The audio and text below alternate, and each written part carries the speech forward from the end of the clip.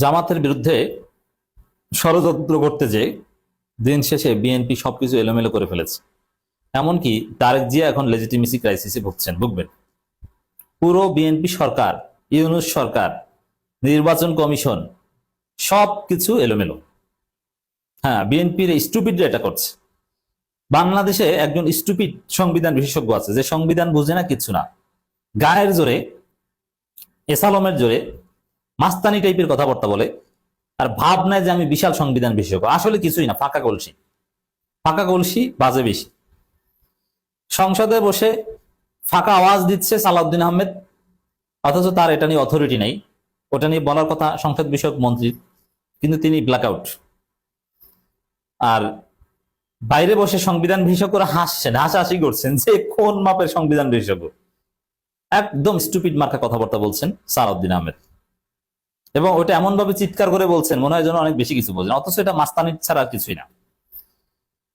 এই সালাউদ্দিন আহমেদ বলছেন বিরোধী দল অসাংবিধানিক ভাবে সংস্কার পরিষদের শপথ নিয়েছে। দেখেন এটা কতটা সাগলামি মার্কা কথা, একটু বুঝিয়ে দিই। আচ্ছা, বিরোধী দল কি শপথ নিয়েছে গায়ের জোরে? মানে বিষয়টা কেমন দাঁড়ায়?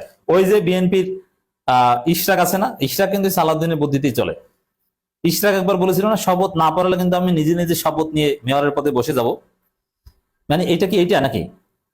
জামাত কি নিজেরা নিজেরা শপথ নিয়ে ওখানে বসে গেছে?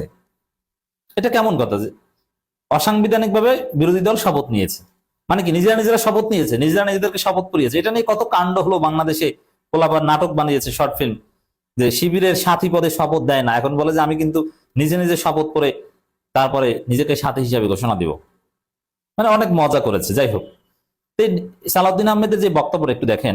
বিরোধী দল অসাংবিধানিক ভাবে সংস্কার পরিষদের শপথ নিয়েছে, এমন ভাবে বলছেন মনে হয় যেন বিরোধী দল নিজেরা নিজেরা শপথ নিয়েছে। আসলে কি তাহলে?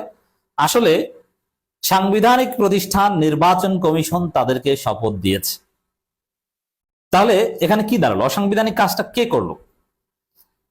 জামাতের বা বিএনপির এমপিদেরকেও সাংবিধানিক প্রতিষ্ঠান নির্বাচন কমিশন, যেই প্রতিষ্ঠান বিএনপির এমপিদেরও শপথ পড়িয়েছে, সিইসি তো শপথ পড়িয়েছে, তাই না? সেই সিইসি, জামাত, এনসিপি, বিএনপি সব এমপিদের সংবিধান সংস্কার পরিষদের শপথ নিতে চিঠি দিয়েছে। তো জামাত সেই চিঠিতে সাড়া দিয়েছে এবং সিইসি তাদেরকে শপথ পড়িয়ে দিয়েছে, এবং শপথটা হয়েছে এই জাতীয় সংসদেই। তাহলে অসাংবিধানিক কাজটা কে করেছে? বিরোধী দল করেছে? সালাউদ্দিন তো বলেছে বিরোধী দল করেছে, অথচ অসাংবিধানিক কাজটা করেছে সিইসি, ইসি, সাংবিধানিক প্রতিষ্ঠান। কতটা স্টুপিড মার্কা, ছাগল মার্কা ব্যাখ্যা সালাউদ্দিনের। আরে ভাই, সে চাকরি করেছে কেরানিগিরি, সে বিসিএস অ্যাডমিন ছিল। কেরানির কাজ কি সংবিধানের ব্যাখ্যা দেয়া? ছাগল দিয়ে কি হাল চাষ করা যায়? সালাউদ্দিনকে দিয়ে আপনি আইনের ব্যাখ্যা দিচ্ছেন। এখন দেখেন কি মাখিয়ে ফেলেছে, যে বিরোধী দল নাকি অসাংবিধানিক কাজ করেছে। এবার আসেন তাহলে বাস্তবে কি দাঁড়ালো? অসাংবিধানিক কাজ করেছে নির্বাচন কমিশন, তাই না? এখন নির্বাচন কমিশন, সাংবিধানিক প্রতিষ্ঠানগুলোর মধ্যে সবচেয়ে গুরুত্বপূর্ণ সাংবিধানিক প্রতিষ্ঠান হচ্ছে নির্বাচন কমিশন। এই নির্বাচন কমিশন অসাংবিধানিক কাজ করেছে, এই কথা বলেছে সালাউদ্দিন আহমেদ। তাহলে এই অসাংবিধানিক নির্বাচন কমিশন তাদের অন্যান্য কাজকেও তো অবৈধ বলা যায়। তারেক রহমানকে যে শপথ দিয়েছে ওইটা কি? বিএনপিকে যে শপথ দিয়েছে ওইটা কি? ওইটা কে দিয়েছে? সিইসি এমপিদের শপথ পড়াবে, এইটাই তো সংবিধানে নাই। আর তাদেরকে আপনি এমনিতে অসাংবিধানিক বানিয়েছেন। তাহলে অসাংবিধানিক কাজ করেছে সিইসি, তাদের বিরুদ্ধে ব্যবস্থা নেন নির্বাচন কমিশন। তা বিষয়টা কি দাঁড়ালো? সবকিছু এলোমেলো করে ফেলেছেন। আর বাস্তব হচ্ছে যে এই যেভাবে অসাংবিধানিক হিসেবে আখ্যায়িত করলেন, এতে বিএনপি সরকার, ইউনূস সরকার, হাসিনার পতন, সবকিছু, নির্বাচন সব অবৈধ। কারণ জাতীয় নির্বাচনটা হয়েছে জুলাই সনদ আদেশের ভিত্তিতে, আর জুলাই সনদ আদেশের ভিত্তিতেই সংবিধান সংস্কার পরিষদের শপথ নিয়েছে জামাত এমপিরা। আর ওই আদেশকে অসাংবিধানিক বলছে, এর মানে এই নির্বাচনও অসাংবিধানিক। তাহলে দেখেন বাস্তবে এই সালাউদ্দিন আহমেদের যে ব্যাখ্যা, যে অযৌক্তিক হাস্যকর ব্যাখ্যা, এই ব্যাখ্যা অনুযায়ী শুধুমাত্র শেখ হাসিনা, চুপ্পু এবং এসালম, এই তিনটা জিনিস বৈধ সাংবিধানিক, আর সব অবৈধ।